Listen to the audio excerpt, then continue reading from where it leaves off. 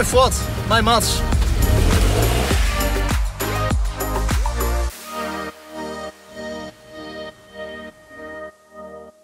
Wat vindt u ervan hier in Buitenpost van de Kruidhof? We zijn hier voor het eerst en ik kijk mijn ogen uit eigenlijk wel. Ja, het is wel leuk dat je ook planten kan kopen. Maar mijn tuin staat aardig vol, dus ik koop heel selectief. Ja, genoeg is genoeg, hè? Maar de soorten zijn prachtig.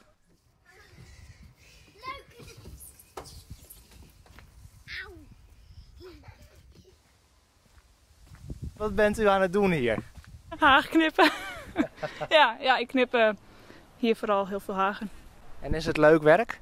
Ik vind het wel. Ik vind hagen knippen wel lekker ontspannend. En een beetje muziek op en lekker oorkleppen op, dan is het lekker rustig.